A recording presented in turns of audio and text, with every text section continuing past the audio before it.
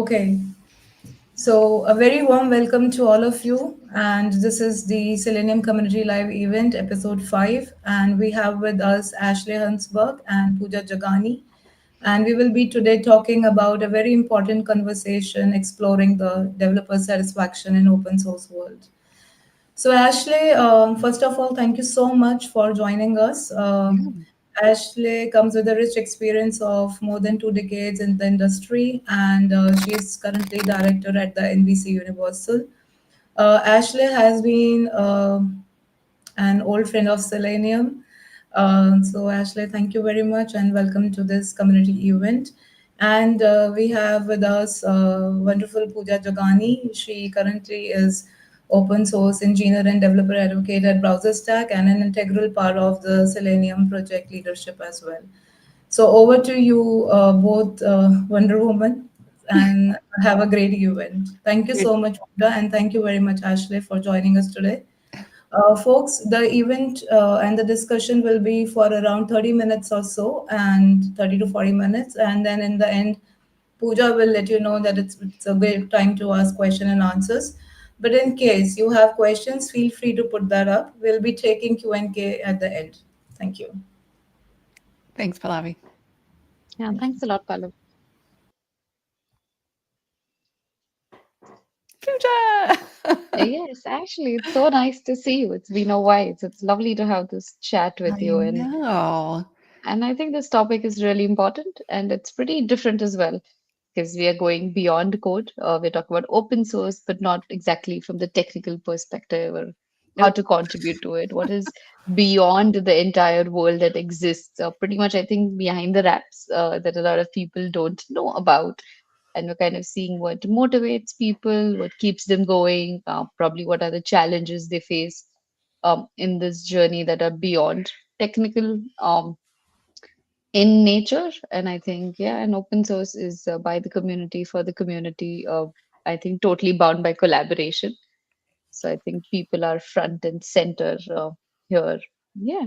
Yeah, I love it. And I've always loved Selenium. Just we always put the people first and just that's why I was drawn to the community in the first place and the sense of belonging we got.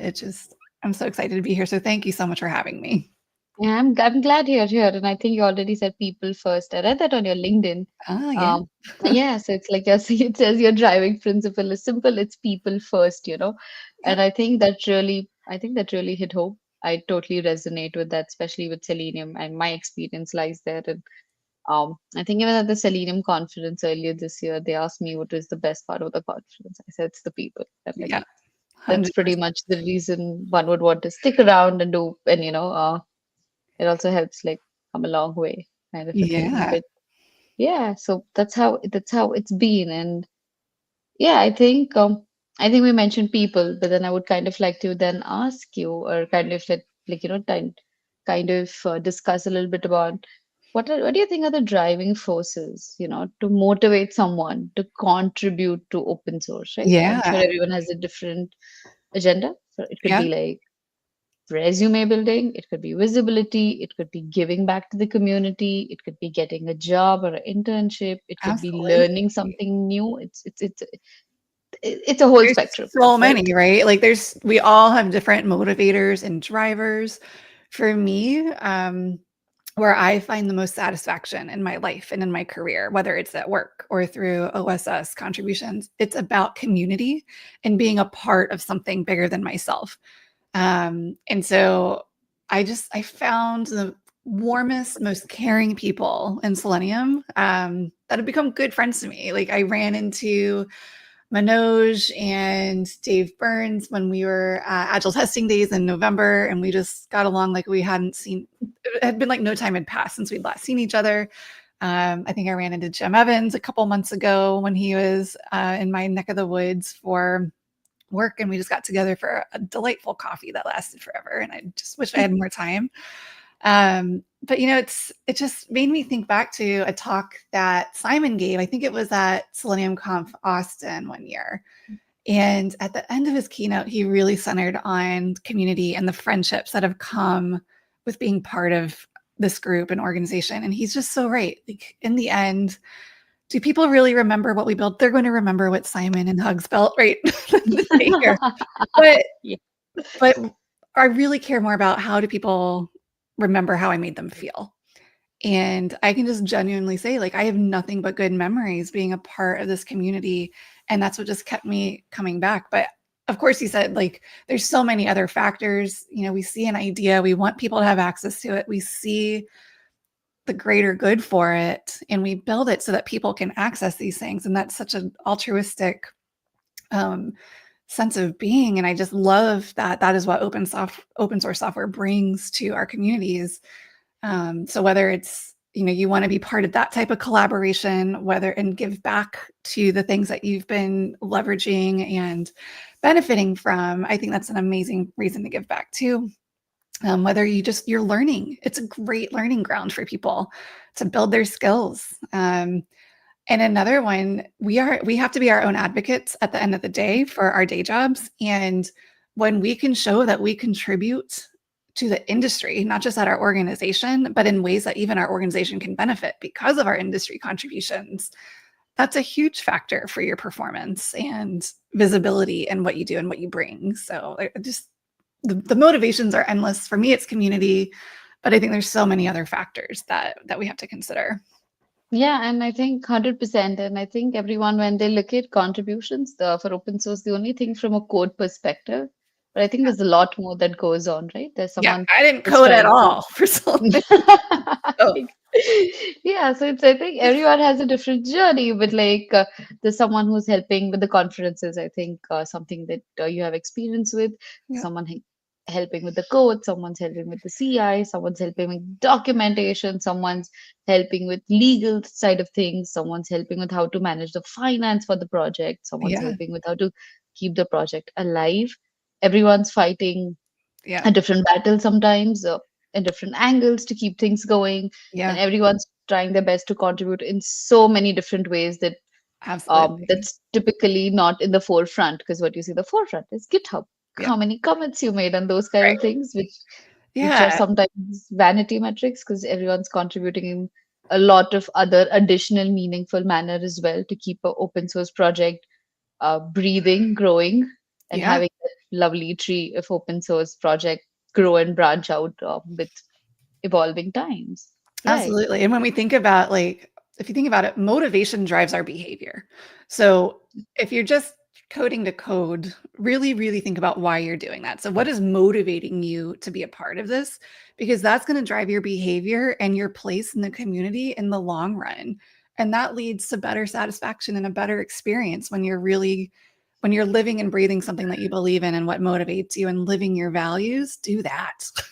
Like, Yeah, and I think that's what kind of keeps you in this loop for a longer time. So yeah, even if like there are other priorities that take over, which is only human to happen as a part of life, absolutely.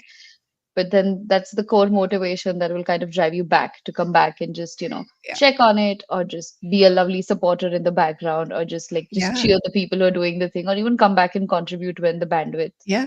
is Yeah. available, right? So I mean, yeah, I've had to make the decision that was not filling my bucket. It wasn't because of the community itself. I just had other priorities in life come up, like, you know, families and kids and just wanting to be there and be present and other work priorities and stressors. And so it's just, okay, it took a backseat for a little bit, but I've always been, you know, your biggest cheerleader and wanting to see things succeed. And, you know, then someday Marit and Pallavi reach out and say, hey, you want to come be on this live event? Sure, let's do it. yes, and I think I know you had a lovely journey and you made amazing contributions, and we always look up to you in a very, very good Oh, thought process. So it's like Ashley, everyone's always excited that we're having this talk with you. So it'll be really nice if you could kind of walk through, and I'll do mine later, but I would like yeah. to see like what's your open source journey been like, and how it's kind of, I don't Yeah, know, it's how did it fit in your interesting. career, So, and I don't know, yeah. yeah, my career journey, sort of open source journey, sort of more career journey, just it's a long and winding road. When you've been around 25 or so plus years, you know, it's fine. Like you're going to have different twists and turns along the way. If you had told me when I first started my career that I would end up where I'm at now, I would have been like, you're crazy. That's not what I'm doing. But I think it all started at university for me. I started actually as a math major at a small liberal arts college in the state of Virginia, all women's school. And I loved it. I thrived there, small classes, studied humanities, studied social sciences. And part of that journey was like math, huh? And then I got to like differential equations. I was like, I just don't care. Like it was fine. Made it a couple of years, switched majors. And I was like, fortunately, as a math major, you had to take computer science classes too. So I switched over to computer information systems because I got to also study people and organizations and processes and that intersection with technology. And that's really how I started thinking about these things and thinking about the systems, not just the code that we had to build or the features that we were trying to make. And so that really helped me shape that whole ecosystem and of people and technology together. So that's really where all of this started for me. And then my first gig in testing wasn't actually software. As part of my university journey, I had to be an intern a few places. And one of those, I was doing Unix admin work for the Center for Applied Biomechanics at University of Virginia. And one day, one of the PhD candidates was out. They weren't able to do their research. They needed assistance in the lab. And I happened to have the right vaccine to go deal with cadavers. And so my first testing job, and it wasn't even a real job, it was just, Ashley, can you come help here? Was sitting with their team lead holding up a leg, wondering, what do you think is going to happen when we do a pressure compression and try to simulate a car crash on this extremity? But what it taught me is like, that what if, like, I am not a biomechanics engineer. I am, I'm not my dad who's, it's all these things. It's amazing. But it led me to the wonder. And the fact that they brought me in without any expertise, would just ask me, what do I think is going to happen? They just needed hands in the lab and I could do that. But the fact that they asked me and what if, and then challenged me like, oh, well, what about this? And like started getting me thinking. And I was like, this is really cool. So that's the first time I had a boss that asked that of me and just let me kind of go with my exploration down that path. And then after a few years, you graduate, and then I got into government contracting, which I have learned is not for me, and that's okay. But I was a business analyst when I first started. I wasn't in testing yet for like a real career path. But what that let me do was hone that art of asking questions. Am I getting people to understand what they really need instead of telling me what they think they need and just building what they think they need, but really getting the heart of that? And I think that's what we do as testers really well too. We ask those questions. We're good at digging in. And it helped me look at the entire system from the time something comes in, how do we suss out what's needed? How do we help change somebody along that way, their opinions, their thought process? How do we really start building along those means? And then really also working with I started dabbling in database engineering. I started dabbling in coding because we did everything. It was a small company. And That's then really nice. yeah, that's where we started getting into testing because, we need tests. We need to figure out, is this going to be okay to ship to people? So that's really how I got into testing. And then fast forward a few years, I end up at Blackboard, where I feel like I've had many careers there, but I started as a manual tester, learned how to automate automation. And that was my introduction to Selenium because obviously we needed to use that. I ended up speaking at, I think it was STPCon with my colleague, Greg, on our journey and what not to do in fitness. That was the first attempt at automation at our company, at least for functional automation. And yeah, we just were like, please learn from us. Do not do all of these mistakes we made along the way. And then here comes Dave Piacenti. At the time I knew him as Dave Hefner. And he comes up, he's like, this was great talk. Would you consider talking at Selenium Conference? And then I was like, didn't know that I could. Let's try it. So then a few years later, I worked up the courage. I applied with my colleague, Kat, and we actually talked about a successful automation journey that we had and getting all the engineers to write the tests, not just the testers to write the tests, and how we work that into the space. And then we've been kind of talking about that journey in future talks, but that was really how I got here. But, it's fascinating because then that sit and testing got me into release engineering and platform engineering because I want developers to have a good experience too. And then from there into advocacy. And then now, as I was leading teams, I started looking at, oh gosh, there's a lot to people, which we know, but we never have time to really focus on sometimes. And then I was like, oh my gosh, there's a whole field of study. And I love learning how things work. And I love learning why things work the way they do. And then I learned about this field called organizational psychology and then decided to get my master's degree in it. So now I've got a master's in industrial and organizational psychology. I'm not a therapist. I'm not a psychologist. I am a scientist practitioner, though. And all that just means is I like to study systems and how can I take what research says works to make things better? And how do I experiment and apply them to teams? So that's what I like to do. I like to take evidence from research, apply concepts and experiments to my own work and see how it goes. But yeah, that's been a journey. So into open source, it's just like, it's fascinating as I reflect on this because I came into IO psychology after I had left the Selenium PLC and took a step back. But as I look at it, it's like so much applies here. It's fascinating to me because it is at the end of the day, even though it's not a business, it's not a building that people come to work, you are still groups and teams of people working together to deliver value to people. That's a team, no matter what, at the end of the day, that's what you do. So you're working towards a greater common goal. That's leadership. That's teamwork. These are all these concepts in org psych that are just like a light bulb went off. I was like, you can apply this to anything. It's amazing.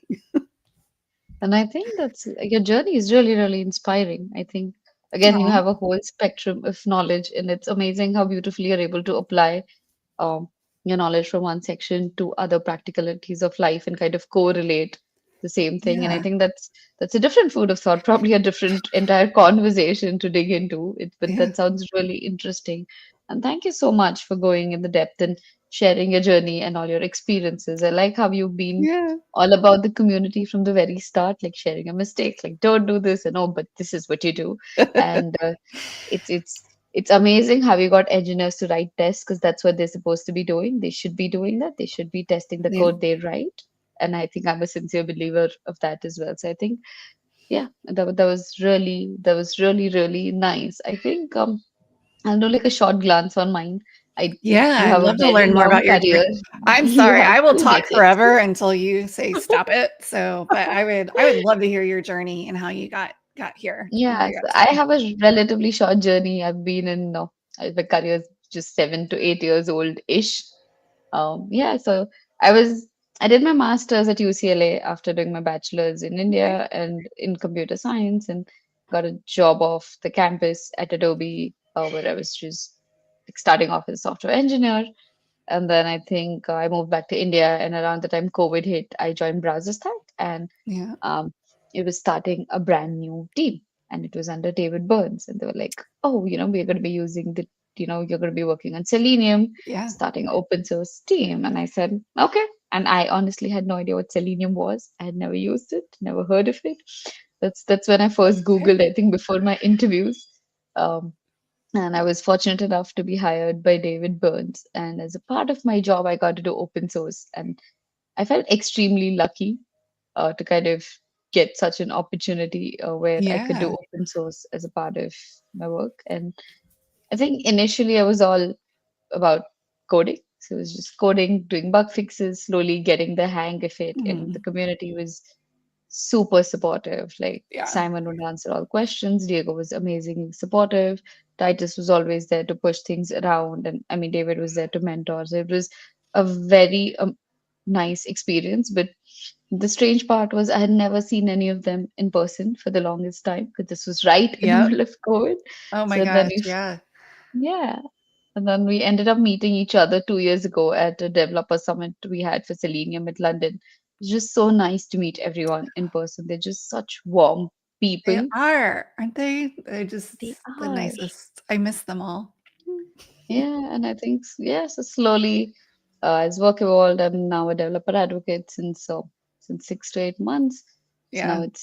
I'm learning the tricks of the trades and new skills are developing. But like I've realized because of Selenium, I have so many opportunities that come along to talk about Selenium, to meet amazing people as part of conferences, to have such conversations. So I think, Yeah. yeah, that's how it's been. I still like to think is I'm just getting started. I have a long way to go, You're doing but it's amazing.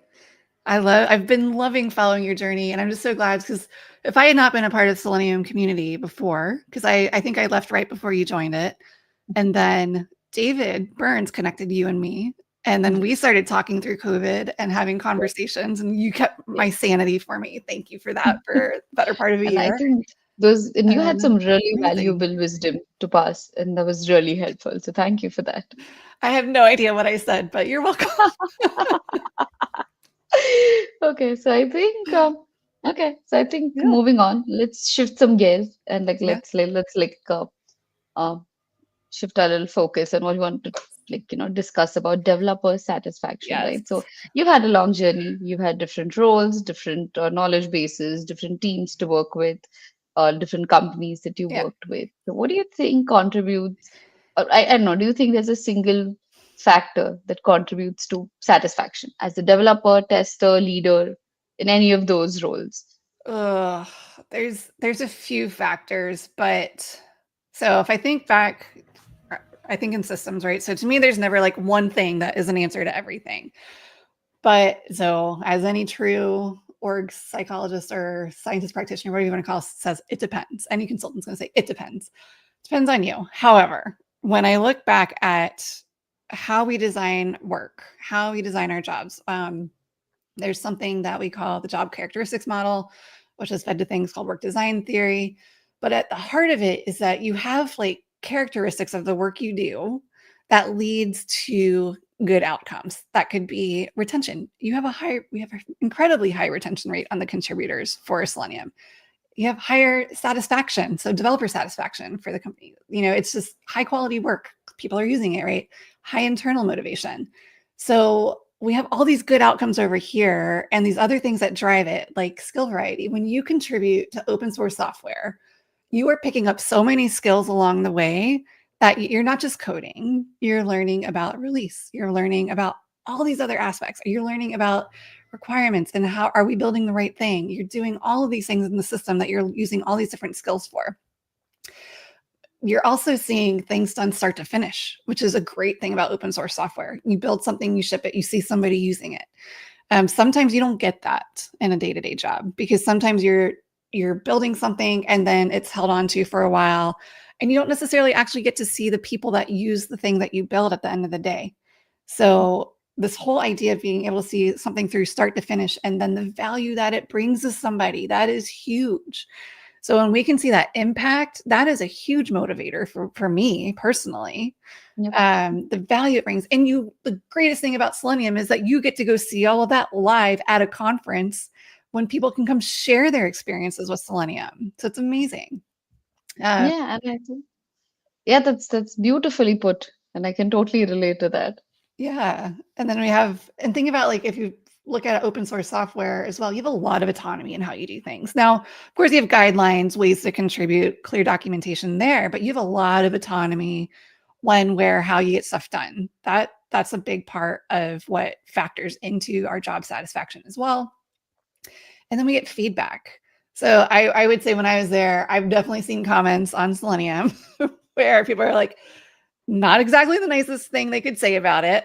Okay. But feedback's important. And when you build in those feedback loops, like you're testing, making sure things are okay, treating your infrastructure as code, your job's going to be, you're going to be effective in your role.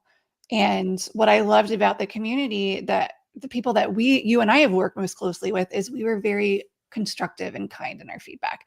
Even if it's about the conference, we were able to work together, even if we disagreed in a way forward. We were able to still agree and commit, even if we didn't really love something, right? And we trusted each other no matter what happened.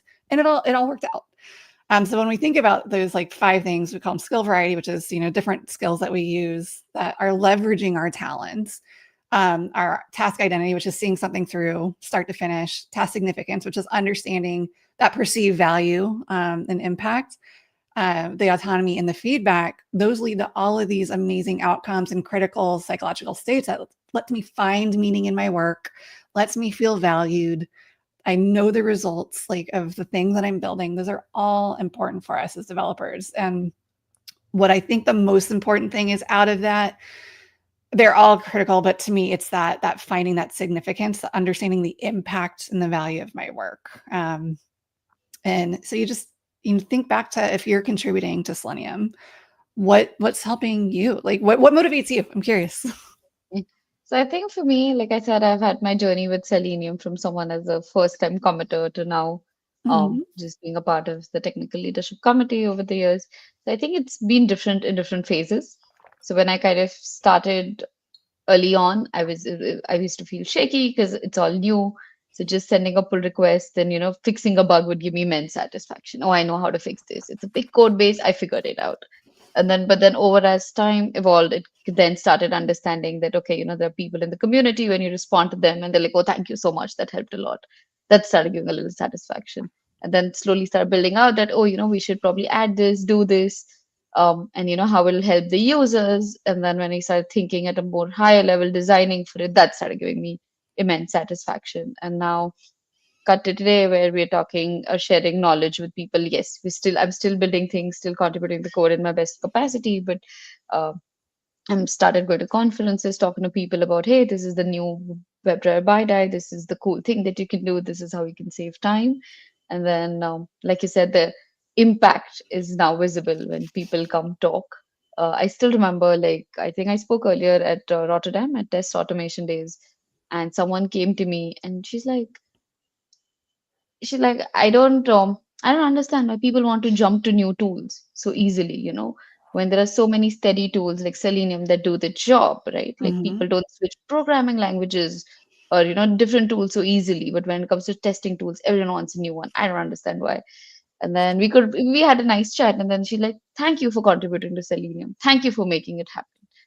And that just stuck with me. And she was someone who was just getting started, Aw. like she was relatively new in her career, and that just sat with me. I've had a lot of other conversations, but that is something that just sat with me because it at that moment it hit me that we're creating massive impact Yeah. in a way that potentially we don't see it. So I think it's for me, what gives me developer satisfaction has evolved Yeah. as probably as And I've that's okay. grown or as I've been in different phases of the Yeah. project. I'm not the But same yeah, person I was when I first started with Selenium, right? So what motivates me, what drives me is very different today. It's exactly. it's good. I see a question from Ed. How have you seen feedback channels implemented within open source from the organizations and projects you have participated in? Normally, I see them come in just for code review comments or just comments on the GitHub repos. But you can also, so that's one way to get feedback, right? I've seen surveys done in the past, or even through the conferences, and just trying to gauge feedback on the talks and content, things like that, or just gauging the project in general. So different ways you can do those to get surveys, and just being really targeted with that, um, or just interviewing people. Just ask them. I mean, comes down to it. It's so funny and amazing to me, like how many people have tried to avoid having just a face-to-face conversation. But that's all right.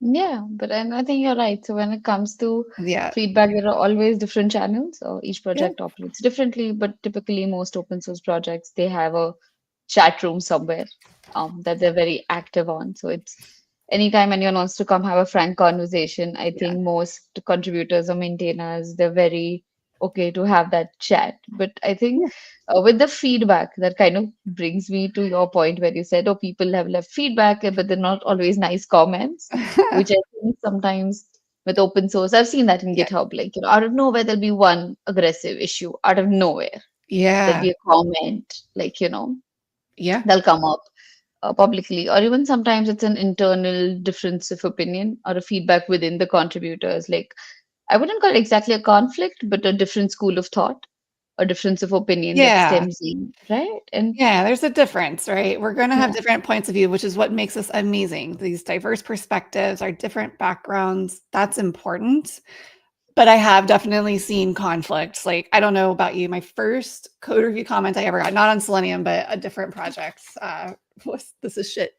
Sorry for my language, but it was oh, not yeah. helpful. I was the first time I was learning to do something, Oh, and there was no context to what was bad about it. Just like, don't do this. And I'm like, but what? Like, what did I do wrong? And no pointers on how to make Exactly. it better. So, I guess my main thing in resolving conflict, or just like if you're trying to teach somebody, right? Be kind, but clear. Clear is kind. You don't have to be nice. Nice is very different, right? But just here's what happened. Here's what you did. Here's the impact it will have. Or if you code it this way, then this is what you're going to see down the line. You just don't know this yet because you haven't been doing this a long time. That's how we learn. And then bring somebody into the conversation with you, and then maybe ask an open question to resolve it together. How would you address it now that you know these things? How might you approach this differently? Or how can I help you move forward? Whatever that might look like. Like, how can we really resolve conflict with people? It's no different resolving conflicts in an open source project or at work than it is with dealing with people in general. Like, it's all behavior, human behavior. We're all going to have conflict, but that's okay. That's how we navigate it. We have to storm before we can get to performing, and that's all right. And Um, I think that's really well said. It's like you said, it all narrows down to human behavior. yeah. And if you can see through things and kind of, yeah, because I honestly find that's one of the major challenges in the open source world, because Mm, you're working with people you've not met. You don't know yeah. the tone they take. Everyone has comes from a very diverse background, so they have different languages. There are language barriers. When Yes. if you're talking verbally, there are certain cues that come through to express, but when it's on chat, sometimes it's easy to like misunderstand or like, not being able Yeah. to express it politely because someone's like in a different language, and then that gets hard. And I've seen a lot of these conversations and conflicts that come through for sometimes the simplest things that you had no idea would blow up. Yeah. Oh no. Yeah, and It's yeah, hard, especially Selenium is such a fun community because we have the thriving Slack community where everybody's chatting. We have the conferences, which I think are even better because it helps us build that foundational understanding of each other, because now we're in person. We're getting these points of views that maybe we didn't get over the Slack channels or code review comments or whatever means that you're communicating with. But it's just, yeah, you're absolutely right. I mean, some of the biggest lessons in my career have been to step back, ask people, don't assume, just be like, this is what I read, or this is what I interpreted it as. Was that the intent? And that's usually not the intent. Um, it's just we have a very different style of communicating, and we just have to learn that. But there are things that I think we can do that help reduce that conflict. I don't know you're going to entirely avoid it, but have clear documentation and guidelines how to contribute. Have a code of conduct. Oh my gosh, like, 100%.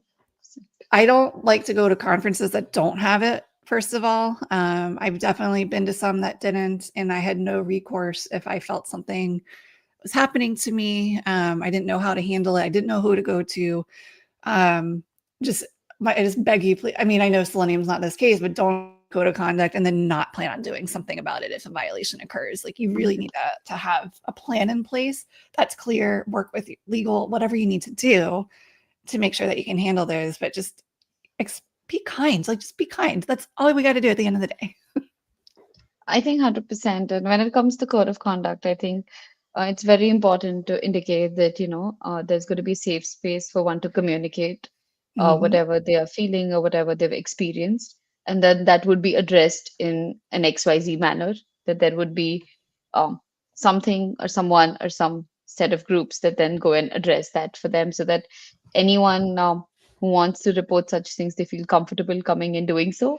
And they also feel comfortable then participating, be it a project, conference, event, and they kind of start doing that. But yeah, I think, and with conflicts, I think eventually, if it's a difference of opinion, it's okay. But I think once it's important that the other person feels heard, and Yes, even if it's different opinions, I think at the end, the concluding part would be what's good for the project, or what's good for the given situation, or what's good for just pushing things ahead. Um, Obviously with good practices kept in mind, but that's yeah, that's been my experience. Yeah, absolutely. yeah. And with with open source and the diverse set of people and the whole part that comes in, how do you think these projects can be more inclusive? Because every Mm, project is different. Every project sometimes has an yeah. image. You have a certain set of core maintainers as a group that you see who are most active in your Slack, and then if someone's entering new, or they might just have some resistance communicating or even starting off, or in general projects probably, I think, need to some of them need to shift, like in general have the tonality. It's Yeah. more inclusive for everyone to come join in. Yeah. That's a really good question. And when I first joined Selenium, it didn't feel very diverse. I think people were and it felt inclusive. I will say that. That's different, right? I didn't see a lot of representation, but I've loved it as I've seen more and more, whether it's from the conference speakers or the people committing and working on the project. Like, it's been so great to see that evolution. And I know everybody has worked hard to get there and to the point that we're at today. Um, I think the main things that I have found the most helpful was providing mentorship and sponsorship. So having somebody to help guide you and bring you into the community was such a help. How to get started, making people feel welcome their first day into the community. That's day one inclusiveness, right? Like, just let people feel like they have become a part of the community. And I think there's a difference in mentorship and sponsorship, right? Like, mentoring, you're helping provide advice, guidance along the way. But sponsorship, they're pulling you in and pushing you forward to things that maybe you didn't know you were ready for. And I think everybody that I worked with on the PLC was that sponsor for me. Whether it was Dave bringing me in to start, recommending me for PLC, whether it was Marcus backing me up when we were making decisions and just, Ashley, go run this thing. Okay. Like, I just felt like I had so much sponsorship from everybody in the community, that it helped me build that confidence. Like, did I belong here? I don't know, but everybody sure did make me feel included and gave me the opportunities that I wouldn't have known existed otherwise for me in my career. So big, huge, giant thank you to everybody I've worked with along the way there, from Simon, Hugs, Dave, Diego, Marcus, David. Gosh, I know I'm missing people. Manoj, everybody. Like, you're amazing. Marat, Pooja, Pallavi. Like, it's been an amazing journey. But I felt so inclusive because people were those sponsors, because they saw those opportunities and they put my name forward for them. And you need more than just that mentorship. You need somebody to pull you along the way sometimes. And I feel like everybody in this community has done that for me, at least. So thank you. And beyond that, in terms of making it more inclusive, just look at language, right? We talked about that a little bit in communicating in conflict, but you can also use inclusive language. We do something or at least I have in the past, for even just like job descriptions when we're posting them. I run them through a gender decoder to see how balanced it is. Like, are there certain words that resonate with a demographic versus words that resonate with another demographic? And is there at least a balance? It's not saying eliminate everything, but do you have a balance that can appeal to different types of people that you want to feel included in your community? And then, build for we had a lot of talks on accessibility at Selenium Conference before too, right? So don't just think about it in terms of the software you build, but are you building an environment that are accessible to everybody that can participate, make it as easy as possible to participate and join in, so that we're removing any barriers for contribution that we can find and think of along the way. And I think that's a very beautiful thought to almost, I think, conclude our session today. But that's Yeah. actually very, very nice. I think that is something that not a lot of people think about when it Yeah. comes to having contributors and thinking how accessible it is. And just add to one point to the answer that you had in terms of, I think it's very important to create an environment where everyone feels comfortable to ask a question. In terms of no question is a silly question, right? Yeah. They're getting started, they might have questions, but it's also important that we give answer to them with that empathy, with that patience, and we're able to kind of guide them along so they feel welcome to do this. Yeah. Um, so if imagine there's anyone new and they're asking a question, they might be so scared to even ask their first question on a big forum, and then if it's not responded well to, I don't think that's a good thing. No. That might really upset someone or even like shatter someone's confidence if someone's relatively young. So it's very important to kind of understand that everyone comes from a different knowledge base, experience, background. So they might have certain different understandings of things. And yeah, it's just okay to be patient. And like you said, it's important to be kind. Yeah. Yep. So I think we have 5 minutes to go. We could take up questions. Yeah, let's do it.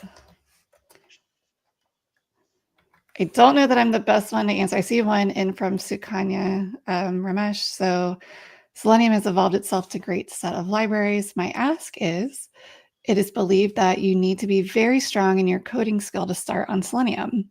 Nope, I was not. But in today's world, we have a lot of low code or no code solutions. Where do you see Selenium adapting low code and making more manual testers using Selenium? I don't really work in this world anymore, so that's hard for me to set a vision. I don't know if Pooja, do you have a point of view on this? A little bit. So when it comes to, I think Selenium is going to be what it is. I don't think that's changing. But I think, yeah, you're right, Sukanya, in terms of that they have a lot of low code, no code solutions that exist for manual testers to enter, but there are different tools that can help you out with it, right? There are different companies building a variety of tools that can then help you kind of integrate AI and do prompts and then get you started.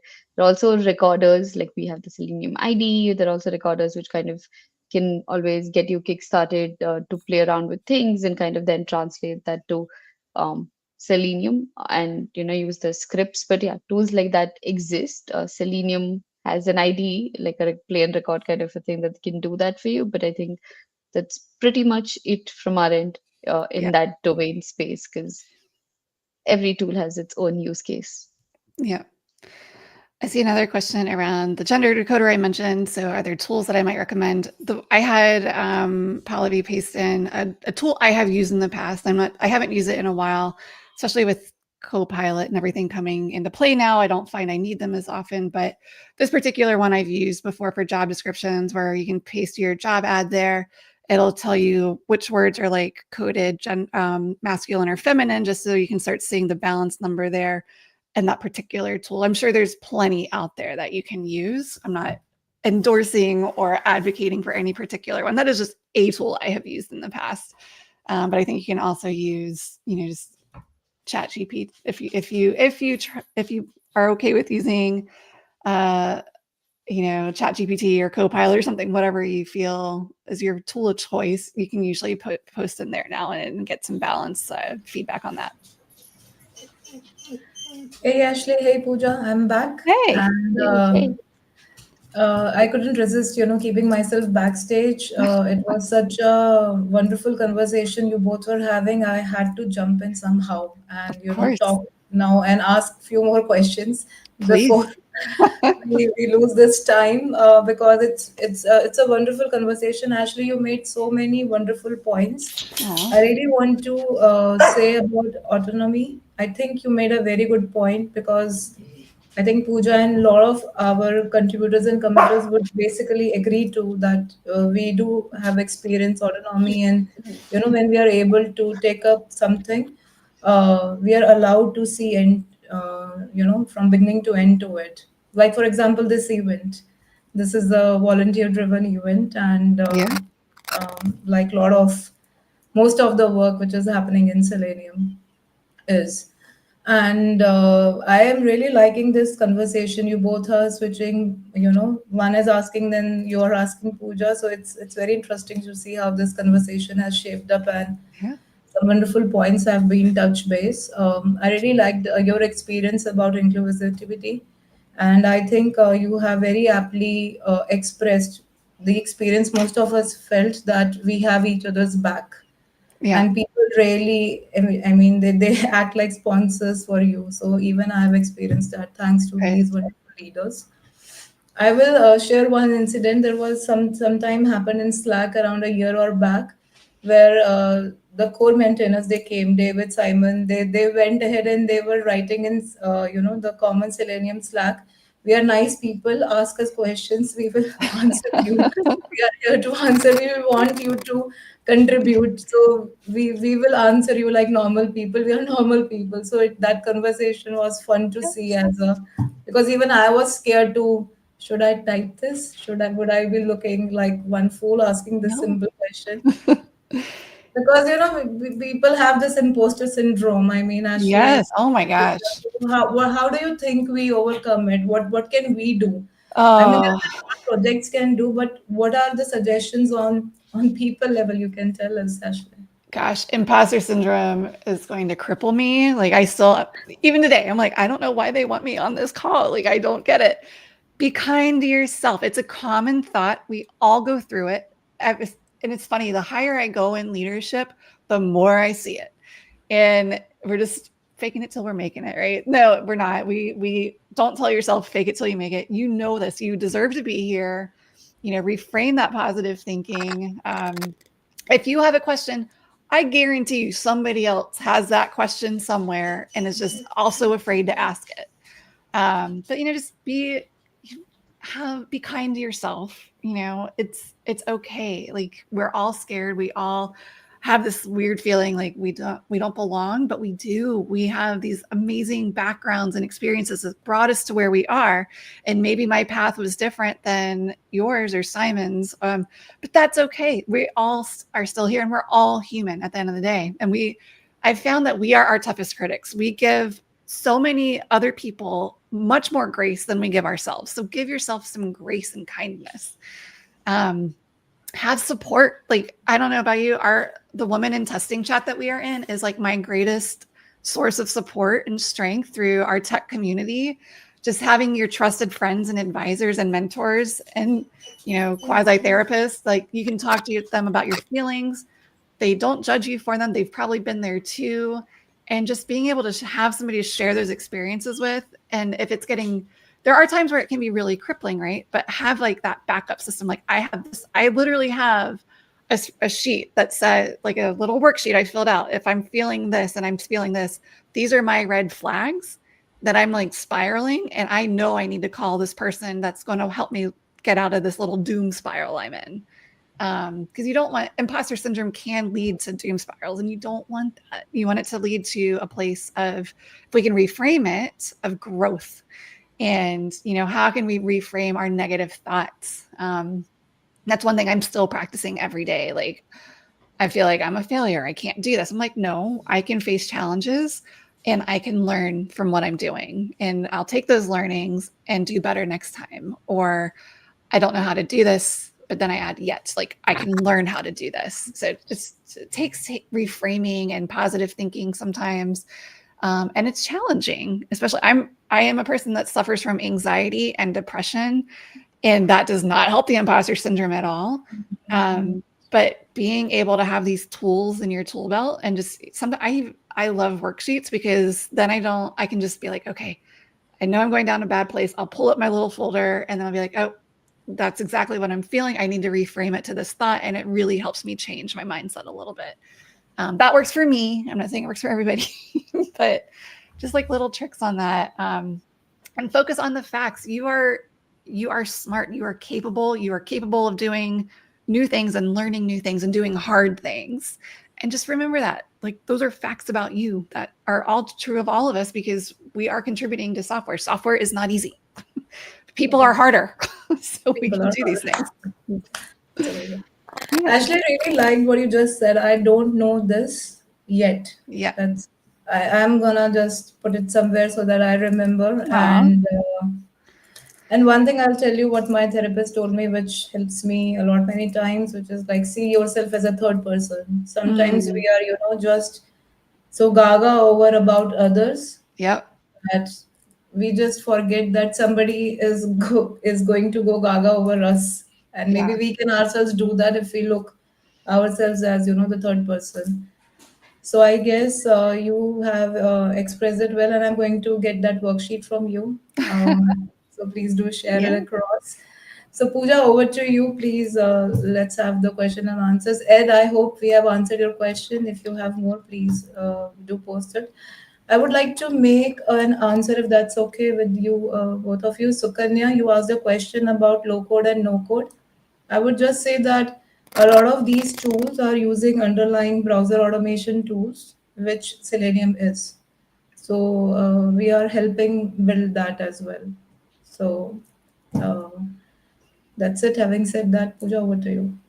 Yeah, I think there's one more question by Silvano that are there any AI machine learning features being developed as a part of Selenium functions? And I understand that how that question is relevant in the today's AI era, and I would kind of like to point you to one of our talks, one of the amazing keynotes given by Angie Jones at the recent Selenium conference, where she built a MCP server for Selenium and made it open so you could do, you could give AI prompts and like quickly build out Selenium test suite. So I will try and link that below.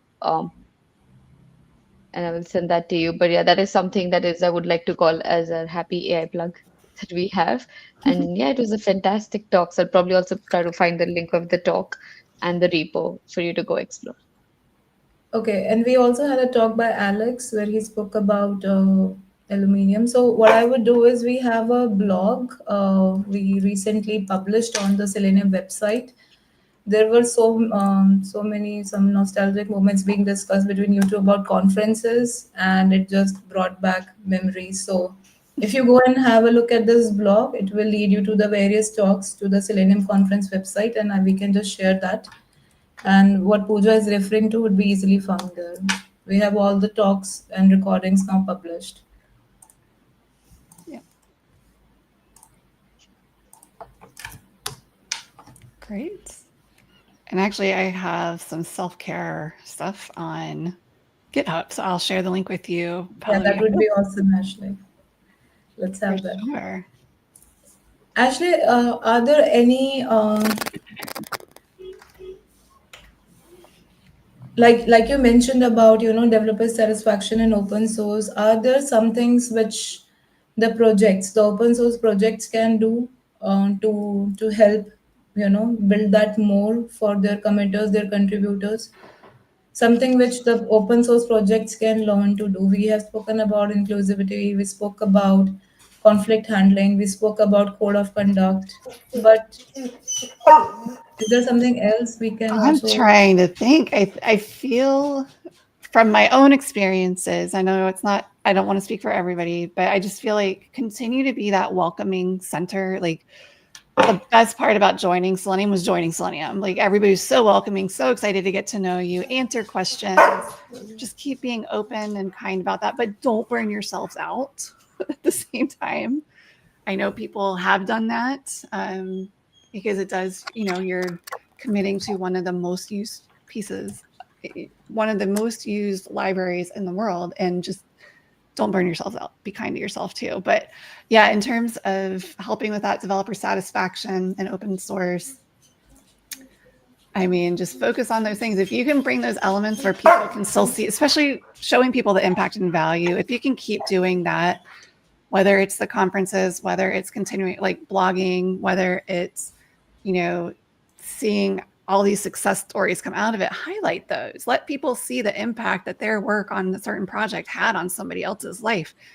I mean, there's so much science behind if we can see that value that somebody got from it, we do even better. We're so much more invested. So So that's a wonderful point. I think we had these downloads. So one of the things I did was when I made a commit, I used to be like, okay, so 4 point some million downloads. Okay, so that's many people impacted. And yeah, Yeah, and I but I think agree that when we can highlight more and more as a project about those contributions, which Selenium does with every release. We do have a blog post which talks about contributors. I think it's wonderful on yeah, their part to have these to showcase these people. So, it's wonderful conversation, and I think it would really benefit in general the open source community and the projects and the people who are already part of this world and who are wanting to make a start. yeah. Are there any more questions, anyone? Thank you so much who all have joined us for today's conversation. If there is any more question, we have Ashley with us and Pooja with us for another 5 minutes. So any more questions? More than welcome to. You're more than welcome to ask, please. Yeah, be around. Yeah. My dog apparently says I'm done, but I'm not. I told her I have 6 more minutes. Just a few more. No, no, Depends if the we're audience has good. more Don't questions. worry. Yeah, for sure. It's been fun. What was your favorite moment? Well, I'll ask questions while we wait if there's any more. What were your favorite moments from Spain at the latest Selenium conference? I think mine would be the committers panel. So we had a committers panel at the end where Yeah, they sat a bunch of us and then they always a asked highlight. questions. And I think it was just really nice when they asked what was the best part of the conference, and then they went around the room, and a lot of them said it was the people, the community, diversity, and the it somehow just aligned at that Yeah, point. It just came together, and it was like a conclusion. It was a conclusion to the conference. yeah, So I think for me that was a very beautiful moment that just stuck. that's so nice. I agree with Pooja, but I'm unable to forget that woman, Ashley. I mean, the people who were behind organizing this conference, the faces we don't know. Uh, Hmm. so we were, I mean, Pooja would relate to it. So we were, vegetarian. We wanted some food, and we were able to distinguish what was being served. Oh, And then I went to Jesus and I said, "We want food to eat." And he's like, "We are vegetarians." He's like, "Okay, wait a minute." And then there's this wonderful woman. She comes up and she blocks everyone. And she's like, "This platter of food for us." And she's like, "You eat." And she ensured that we aw, ate. And that then is only so she went and nice. allowed anybody else to take from that platter. I mean, I will not never forget that face. And like Pooja said, I met all these wonderful people for the first time in my life, and it never felt like you just said, your experience about the conference. Yeah, It never felt that I'm meeting them the first time. It's like right. we always Yeah. knew each other. Yep. So, I know and what goes into planning, so my hat's off to you all. I miss it. I do. Um, welcome, Ashley. Next time you will oh, we will see you I think next. we'll be very We have happy to. to have We you have on to that do would board. be that. so kind.